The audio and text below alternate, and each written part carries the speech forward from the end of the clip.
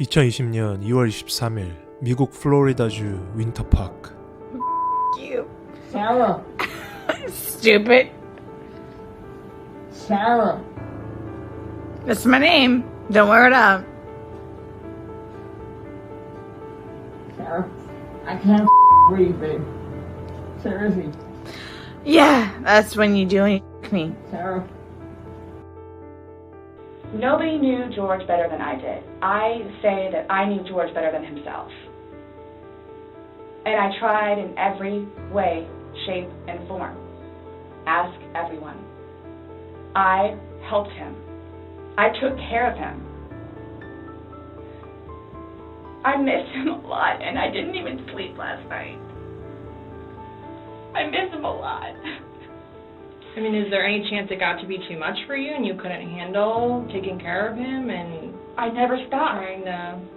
I never stopped. That's what I'm here for. I never stopped. I'm here now because I'm still trying to help him. Yeah, we just don't... I mean, it's unexplainable how he got these injuries, and I have no idea. you were the only one with him. 100% right hand to God. I have no idea how he got them. Nobody touched anybody. Nobody touched anybody. Okay. Just let me know where you're going so I know where you're at. So if you don't come back, there's no certain time. You don't have to come home at a certain time because I'm not. You're grown up. I just want to know that if it does surpass a certain time, that's like, yeah, I know where you told me you were going to be in. So that way I can go and, So I'm allowed to have friends. yes, nobody said you can't have friends. I can just go see Boo. You can go see whoever. I just don't want you to go frolicking with male friends by yourself because you know what's happened already. You understand what I'm saying? So I get to go see Boo. Do you get what I'm saying? I get to go see Boo. I don't care about Boo. You can go to see Boo.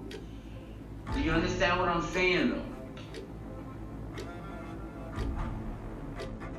약 2년 동안 같은 집에서 동거하던 조지를 살해한 혐의를 받고 있는 사라 분. 사라는 말한다. 남자친구 조지가 스스로 가방에 들어갔고 우리는 숨바꼭질 놀이를 했을 뿐이라고. 용의자 사라가 말하는 이 사건의 진짜 진실은 과연 무엇인가?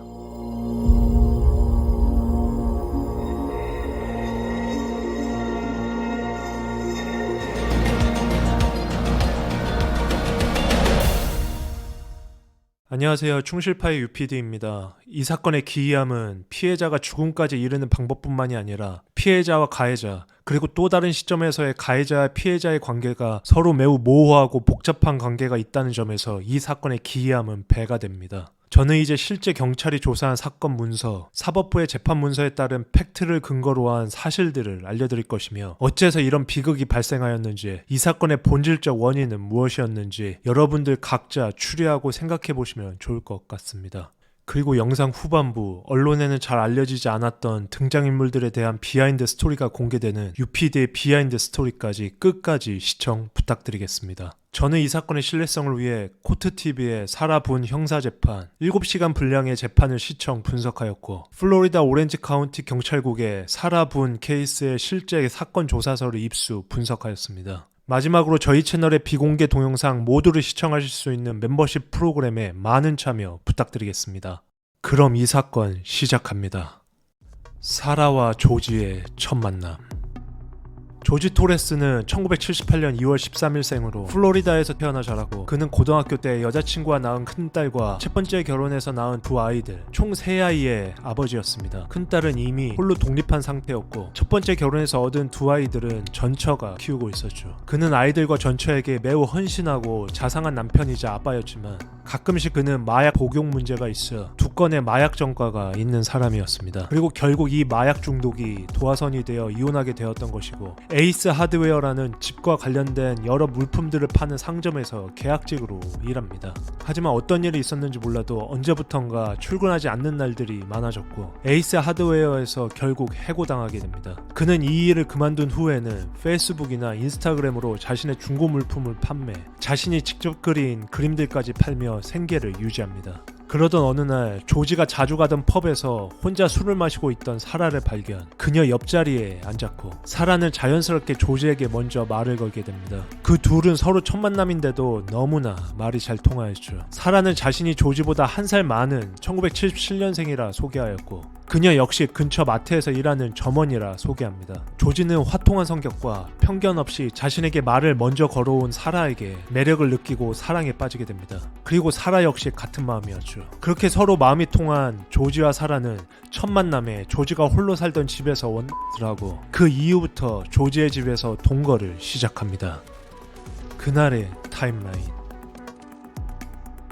지금부터 나오는 타임라인은 플로리다주 윈터파크에 위치한 조지의 집에서 벌어진 이 끔찍한 사건이 일어나기 바로 전날부터 사건이 일어나고 사라가 경찰에게 조사받을 때까지의 타임라인임을 밝힙니다. 2020년 2월 23일 사건 당일 저녁 약 7시경 사라와 남자친구 조지는 집에서 저녁을 먹으며 와인을 곁들여 마십니다. 그러다 마시는 와인의 양이 많아졌고 둘은 서서히 취해갔죠. 추후 사라의 진술로는 술에 취한 그 둘은 장난스럽게 집안에서 숨바꼭질 놀이를 하기 시작했다 진술합니다. 그리고 사라는 어느 순간 조지가 정말 집안 아무데도 보이지 않아 그를 한참 찾았는데 갑자기 어느 여행용 가방 안에서 그의 목소리가 들려왔다 주장합니다. 다름 아니라 조지가 그 안에 들어가 사라를 불렀던 것이었죠. 몸 깊숙이 들어가 있던 조지는 지퍼가 열린 여행용 가방 안에 들어있었다 합니다. 그리고 또 조지 자발적으로 여행용 가방 안으로 들어가 완벽하게 숨은 그 자신을 매우 자랑스럽게 생각했다 했죠. 그 순간 사라도 장난식으로 그가 들어가 있는 여행용 가방의 지퍼를 끝까지 올려 잠가버렸고 사라는 곧바로 나는 졸려서 먼저 2층 안방으로 들어가 잘 테니 빨리 풀고 들어와 씻고 자라고 말한 후 침실로 들어갑니다. 물론 이 모두 추후 사라의 진술임을 다시 한번 알려드립니다. 다음 날인 2월 24일 오전 11시경 늦은 아침에 일어난 사라는 항상 자신의 옆에서 같이 자고 있어야 할 조지가 없어진 것을 알아차리고 집안에서 그를 찾으러 다닙니다. 그리고 1층에 있던 어제 같이 숨바꼭질 놀이를 했던 그 가방을 발견하였고 사라는 설마하고 그 가방의 지퍼를 열자 그 안에서 질식한 남자친구 조지가 숨져 있는 것을 발견합니다. 그녀는 바로 911로 신고했고 그리고 오후 12시경 도착한 구조대와 경찰은 조지가 이미 사망했음을 확인합니다. 하지만 수상한 점은 조지의 시신에서 입술에 베인 상처들과 눈 주위의 멍 등 외상의 흔적이 발견되었다는 것이었죠. 경찰 수사관은 이 점을 수상하게 생각했고 사라에게 미란다 원칙을 먼저 고지한 후 인터뷰를 시작합니다. 지금부터 보여드릴 영상은 사라를 처음 만난 경찰 수사관의 바디캠 영상입니다. Hello there. You live here? Yes. Okay, I'll talk to you. We gotta get some information from the fire department. I just got here, so fill me in. No problem. Like, he and I were putting a puzzle together. We've been doing some artwork together. You are putting a puzzle together? Yes, we have a puzzle that we started in there. Okay. We've been doing art, trying to take the stuff off the wall to make new art put up there, like having a good time with one another. But we're drinking. We had a bottle of wine last night. Okay. Fine. So then it's like, we decided to play hide and seek, right? Okay. So he gets in the suitcase. Okay. I tried giving him CPR. The problem is I fell asleep. I fell asleep. When did you do CPR? This morning, when I found him. Before you called? Yes! It's 1 o'clock right now. I tried. I was awake, but I actually got out of the bed at like 12:30ish, whatever. So I came downstairs, and I was like, oh, he's in the suitcase still. And that's when I found him, and I took him out, and I tried doing CPR, and then I called him, and then I called you guys. So you were playing and you zipped him up in... I did, but then I fell asleep. Okay. You're okay. I wasn't here. I'm just trying to figure out what I happened. fell asleep, so I don't know if he suffocated or like had an aneurysm or a heart attack or What kind of medical conditions does he have? None that I know of. Nothing that you know of. None You didn't that I take know any of. medicine No. last night? No.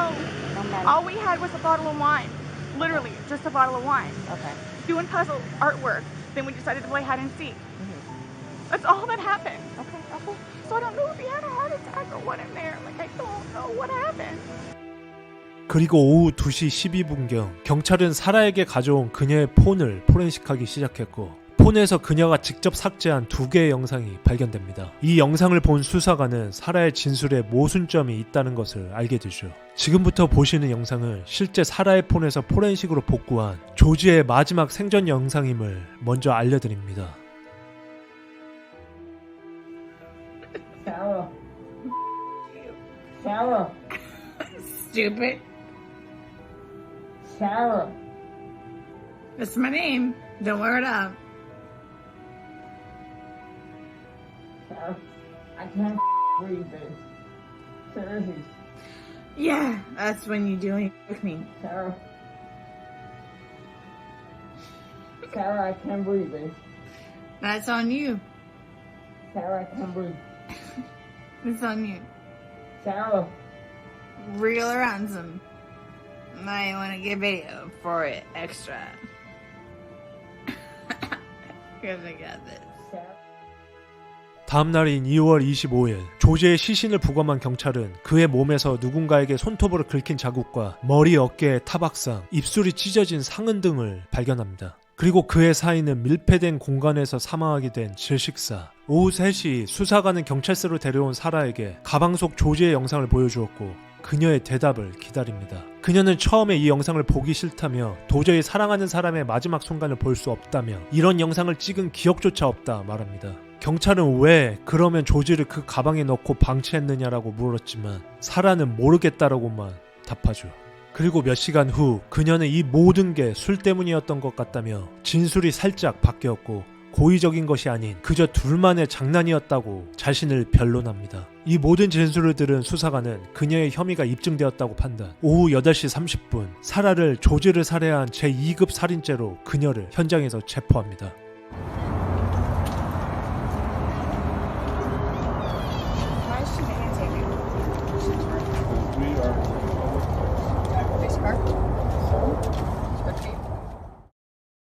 재판의 시작. And the reason why you were even downstairs and weak enough to get drunk was because you don't give a about me. You don't listen to what I say. Special things that I keep on my front page of my phone so I remember to tell you about it because of how special and fun it is. I always bother you. I always bore you. You don't listen to me. Yesterday was my first day of work, remember? And I ended up 90% hearing about your day and 10% about mine. You don't bother me or anything. We don't talk. I mean, sometimes you just you overwhelm me. That's the problem. You overwhelm me. By telling you about my first day of work? No, dude, you just overwhelm me about every other thing too. It's not just, first day of work. Get away from me.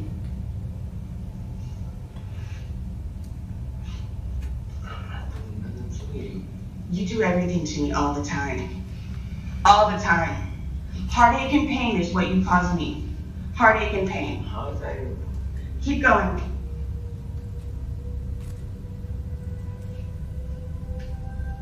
And I dare you. I dare you. I dare you. You get on a bike and go to work tomorrow. Don't look at me. Don't come close to me. Don't touch me. Do you understand? What do you mean? As of this moment and until I can get you out, get the you're a roommate. I dare you. Yep. Look.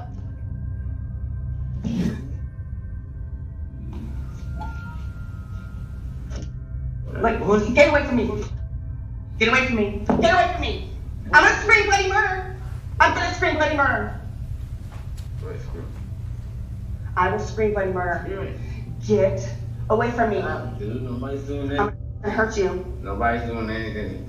And you're filming it. Let me go. Nobody's doing anything. I'm asking you, George, to get away from me. Please get away from me. Get away from me. Yeah, I am.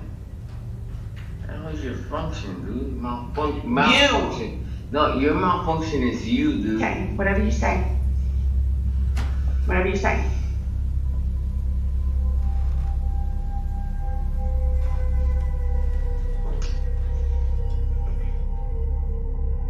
2020년 2월 24일 체포된 사라는 2020년 5월부터 2024년 10월까지 코로나의 여파, 그녀가 스스로 여러 번 자신의 변호인단을 교체하는 등의 이유로 재판이 계속해서 연기됩니다. 그리고 마침내 2024년 7월 사라의 8번째 변호인이 사임한 후 사라 그녀가 직접 손으로 그린 광고를 통해 마지막 변호사 제임스 오웬스를 선임합니다. 그리고 2024년 10월 14일 마침내 총 14명의 배심원단 앞에서 사라의 형사재판이 시작되죠. 재판의 주요 쟁점은 이것이었습니다. 사라가 고의적으로 남자친구 조지를 살해할 목적으로 그가 가방에 들어가는 것을 보고도 그가 다음날 죽기까지 방치한 것인가, 아니면 술에 취한 나머지 정말 실수로 그가 목숨을 잃을지 꿈에도 생각 못한 사고사인가, 이 둘 중 하나였죠. 그리고 또한 사라의 주장으로는 그녀는 예전부터 조지에게 지속적인 학대와 가정폭력을 당했었다고 주장합니다. 사실 그와의 첫 만남, 첫 잠자리에서도 조지의 폭력적인 행동, 특히 그녀의 폰을 집어던졌다거나 주먹으로 밀친다던가 베란다에 몇 시간 동안 가두고 다른 남성을 불러 성행위를 하게 만들기도 했다 주장합니다. 그리고 실제 그녀가 조지에게 주먹으로 맞은 사진과 이 사건이 일어나기 몇 달 전에 조지의 폭력으로 경찰에 신고 전화한 기록들이 다 남아있는 것이 사실이었죠.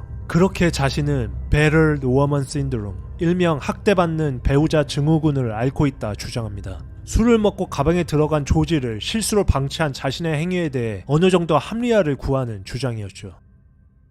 And so gradually over time as this event occurred, there was an investigation and it was learned that there was a history of domestic violence involving these two parties. And what we learned was that physically there was violence, and there were photographs to establish that, as were introduced in the trial.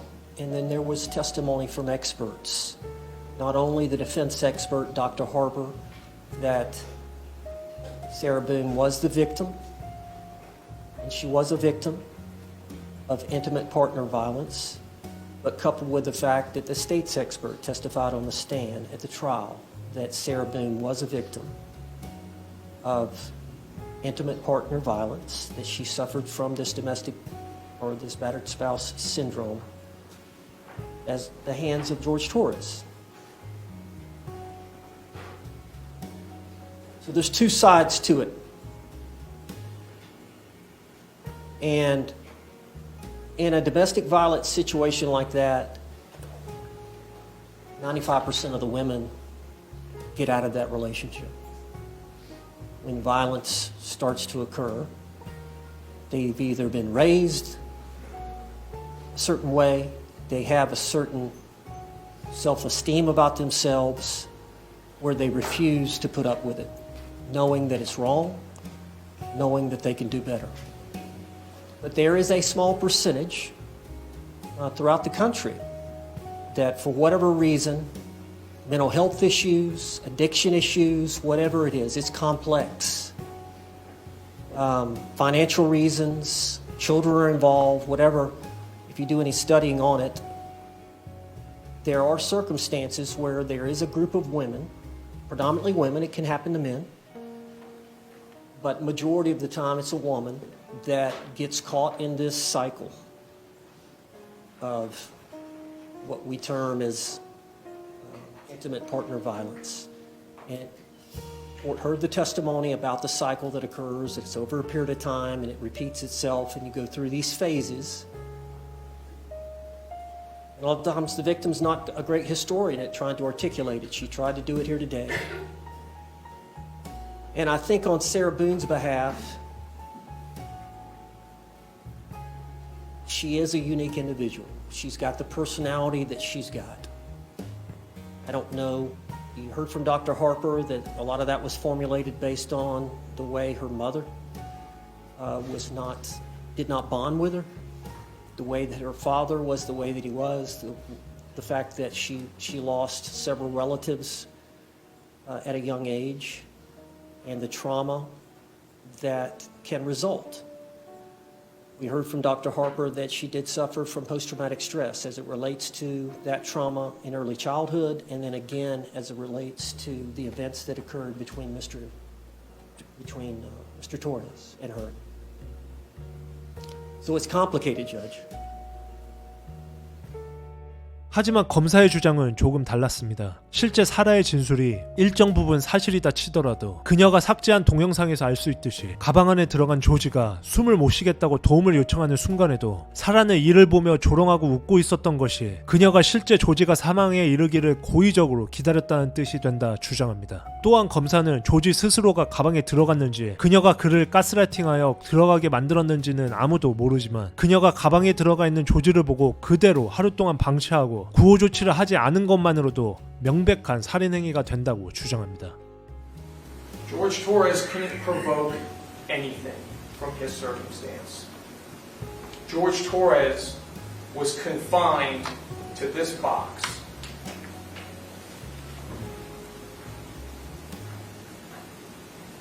Next, when the killing is committed by accident and misfortune resulting from a sudden combat, a dangerous weapon is not used, the killing is not done in a cruel and unusual manner.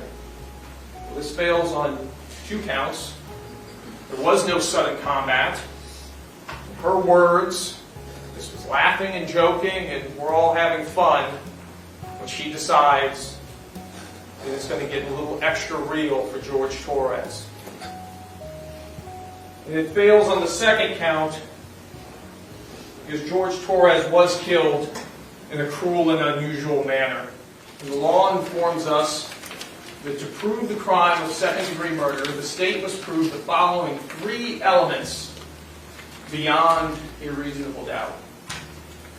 I think it's important to stop right here.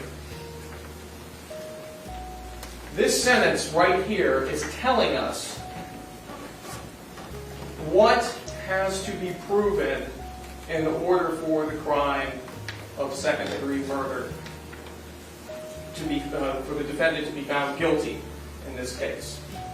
We've been hearing all kinds of facts for almost 2 weeks now of trial, but these are the 3 facts that had to have been met by the reasonable doubt standard in order to be found guilty. Ladies and gentlemen, I submit to you that the state has proven second-degree murder beyond all doubt. And the proof of that guilt is overwhelming. But I will cite for each element 1 fact that conclusively proves each of those elements beyond all doubt. As to the first fact, that George Torres is dead, well, we have stipulation, amongst other things, that agrees to that. As to the second fact, the death was caused by Sarah Boone. Sarah Boone, in her own words, from the time that this case began on February 23rd, 2020, to when she took the witness stand a few days ago, was consistent about one statement. She zipped him up. She didn't zip him out. She zipped him up in the suitcase, and she refused to zip him out. On her first interviews with law enforcement, and then you hear her in her next interview the next day with Detective Kopsel and Detective Lowen, and more details come out. Things change. First, she was never intoxicated, then she was intoxicated. Then there's just the whole fact of she omits the fact of, oh yeah, he was actually trying to attack me. Oh yeah, I was in fear for my life. When she said at every turn, no, it was just a great day. We were having fun. Oh my God, I can't believe this. We were doing good. The only stress we had was about jobs. And now, 4.5 years after the fact, it's time to come up with a new story. But ladies and gentlemen, I submit to you that the truth does not change. The facts do not change. The videos do not change. And on any version of events that the defendant has given, they all add up to the fact that there is absolutely no doubt that she is guilty of murder. 그럼 이제 마지막 재판 결과를 확인하기 전 이 사건의 본질을 더 잘 파악하기 위해 언론 보도에서는 잘 다루지 않았던 사라, 그녀의 비하인드 스토리에 대해 좀 더 알아보도록 하죠. UPD의 비하인드 스토리. 사실 남자친구 조지와의 첫 만남에서 밝힌 사라의 나이는 그와 1살 차이인 1977년생이 아니라 1971년생이었고 조지와 7살 차이가 났던 여성이었죠. 그리고 그녀에게는 꽤나 복잡한 과거가 있었습니다. 사라가 젊은 시절 마트에서 캐시어로 일하던 중 전 남편인 브라이언이라는 남성을 만나 결혼합니다. 브라이언은 잘나가는 컴퓨터 엔지니어였고 그의 연봉은 꽤나 높은 사람이었죠. 사라와 브라이언은 결혼생활 1년 만에 아들 루카스를 낳았고 그 둘의 행복은 영원할 것만 같았죠. 하지만 언제부터인가 사라는 어린 아기를 두고 매일같이 술에 빠져 양육에 소홀해지기 시작했고 야간 음주, 외박, 언어적, 신체적 폭력을 남편 브라이언에게 가하기 시작합니다. 남편 브라이언은 아들을 위해 자주 병가를 내고 아기를 돌보았지만 그 와중에 사라는 새벽 3시까지 술을 마시고 가끔씩 다른 남성들을 보란듯이 집으로 데려와 잠자리를 갖기도 합니다. 브라이언은 상담과 회복을 시도했지만 결국 이혼을 선택합니다.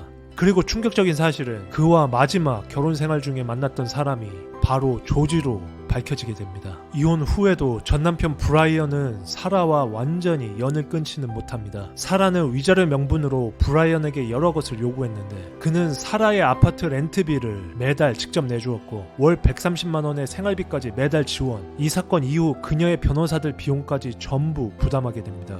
전문가들은 브라이언은 자신의 아들을 생각해 그 아들의 친어머니였던 사라를 인간적으로 걱정했기 때문에 이렇게까지 지원해준 것이 아닌가 추측하고 있습니다. 이혼 후 조지와 살게 된 사라는 여전히 술과 충동에 흔들렸고 직업은 없었으며 간헐적으로 마트나 식당에서 일했지만 2년 이상 꾸준히 일한 적은 한 번도 없었죠. 그리고 2020년 2월 조지가 가방 안에서 목숨을 잃게 되었고 그녀는 911로 전화를 걸기 직전 먼저 그녀의 전 남편 브라이언에게 전화를 걸었다는 사실이 추후 밝혀집니다. 그리고 브라이언은 그 전화를 받자마자 먼저 911로 전화를 걸었고 그녀를 돕기 위해 그 집으로 가 경찰을 제일 먼저 맞이합니다. 추후 재판 과정에서 이 모든 사실들을 진술한 전 남편 브라이언은 결국 그녀에 대한 위자료 지급을 중단하였고 언론의 노출을 극도로 꺼리게 됩니다. I have one last question. I mean, you realize you're the person that killed him, right? I thought about that. Okay, you left him in a bag when he's begging you, saying, "I can't breathe, let me out," and you got up off the couch and went upstairs and left him in that bag. Not intentionally. Again, I would never do that to George. you did. Not It happened. intentionally. Know that. I don't. Know that. You got up and you went up to bed. Alcohol is a thing. It's alcohol. 이 모든 비하인드를 들은 여러분들의 생각은 이제 어떠신가요? 사라 측과 조지 측 그 누구의 말이 좀 더 납득이 간다고 생각하시나요? 총 14명의 배심원단의 결정은 재판이 시작된 지 11일 만에 이렇게 내려지게 됩니다. Madam Clerk, if you could please publish the verdict. In the Circuit Court of the 9th Judicial Circuit in Orange County, Florida, case number 2020 CF 2603, the state of Florida versus Sarah Boone. Verdict. We, the jury, find the defendant guilty of murder in the second degree as charged in the information. So say we all, dated at Orlando, Orange County, Florida, on this 25th day of October 2024. The form has been signed by the foreperson. Madam Clerk, please poll our jury. Juror seat number 1, is this your true and correct verdict? Yes, it is. Juror seat number 2, is this your true and correct verdict? Yes, it is. Juror seat number 3, is this your true Yes, and it correct is. verdict? Juror seat number 4, is this your true and correct verdict? Yes. Juror seat number 5, is this your true and correct verdict? Yes. Juror 2024년 10월 25일 배심원단은 마침내 약 90분의 심의 끝에 사라에게 제2급 살인죄 유죄 판결을 내리게 됩니다. 배심원단은 검찰의 생각과 같이 그녀가 주장하는 조주의 분명치 않은 학대 사실이 동영상에서 보여지는 그녀의 잔혹한 행위를 전부 다 덮어줄 수는 없다 판단합니다. 그리고 확실히 그 영상에서의 사라는 분명 조지를 해칠 의도를 갖고 있다 판단된 것이었고요. 마지막으로 사라는 약 한 달 후인 2024년 12월 2일 그녀는 판사에게 가석방 없는 무기징역을 선고받게 되어 현재 플로리다주 교도소에 수감 중입니다. 그리고 사라는 마지막 선고 공판 최후 진술에서 이런 말들을 남기게 됩니다. 저를 판단하시는 분들께 여러분의 분노와 혼란을 이해합니다. 일어난 일은 무의미했고 비극적이었습니다. 하지만 부디 알아주시길 저는 이 모든 일이 일어나기를 바라지 않았습니다. 저는 매일을 후회와 슬픔 속에서 살아갑니다. 마지막으로 저는 여러분의 용서를 구하지 않습니다. 다만 여러분의 이해를 구합니다. 저는 비극적인 실수를 저지르고 고통받았으며 더 나은 사람이 되려 노력하는 한 인간이라는 것을 이해해 주시길 바랍니다. 조지가 자랑스러워할 수 있는 사람이 되기 위해 남은 평생을 바칠 것입니다. 가정폭력의 모든 피해자들에게 그것이 신체적이든 감정적이든 심리적이든 당신들을 이해합니다. 그리고 믿습니다. 당신들의 강인함을 존경합니다. 당신은 혼자가 아닙니다. 당신의 이야기는 소중합니다. 존경하는 판사님, 제 목소리를 들어주셔서 감사합니다. 앞으로 어떤 일이 벌어지더라도 저는 어제의 저보다 더 나아지기 위해 계속 노력할 것입니다. 그것이 저 자신에게, 그리고 조지에게, 그리고 이 법정에 드리는 저의 약속입니다. 다음 사건 파일이 궁금하시다면 구독, 좋아요, 알림 설정 부탁드리겠습니다.